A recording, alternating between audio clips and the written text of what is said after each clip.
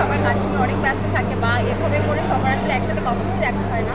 তো সেই জায়গা থেকে আসলে সেলিব্রিটি চ্যাম্পিয়ন ট্রফিটা অনেক বড় একটা মিলন মেলা বলতে পারি আমরা, যেখানে সবার সাথে দেখা হচ্ছে, সবাই একটা লম্বা সময় ধরে একসাথে আছে।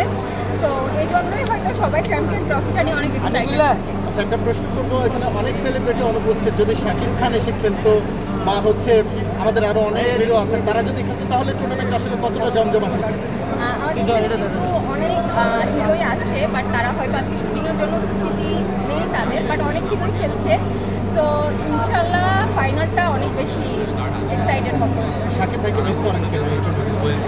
আমরা তো অবশ্যই এক্সপেক্ট করি যে বাংলাদেশের প্রত্যেকটা সেলিব্রিটি খেলবে, বা সবার কাজের ব্যস্ততা বা সবার স্কেডিউল মিলানোটা অনেক টাফ। তো সেই জায়গা থেকে যারা ফ্রি আছে বা যারা ওই টাইমটা ম্যানেজ করতে পারছে তারা খেলার চেষ্টা করছে। শাকিব ভাই কিন্তু ক্রিকেট নিয়ে মুভিও করেছে, তাকে যদি মাঠে দেখেন কেমন লাগে? মাঠে দেখতে তো অবশ্যই খুবই খুশি হবো, কারণ সাকিব ভাই আমাদের সবাই অনেক পছন্দের একজন হিরো। তো অবশ্যই খুশি হবো ভাইয়াকে দেখে।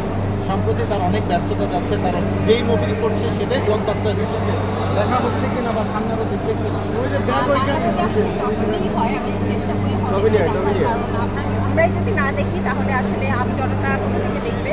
তো সেই জায়গা থেকে এটা অনেক বড় একটা অপরচুনিটি বাংলাদেশের জন্য, বা অনেক বড় সাফল্য যে বাংলাদেশের মুভি এখন মানে দর্শকের জন্য আসলে সমর্থিত হচ্ছে।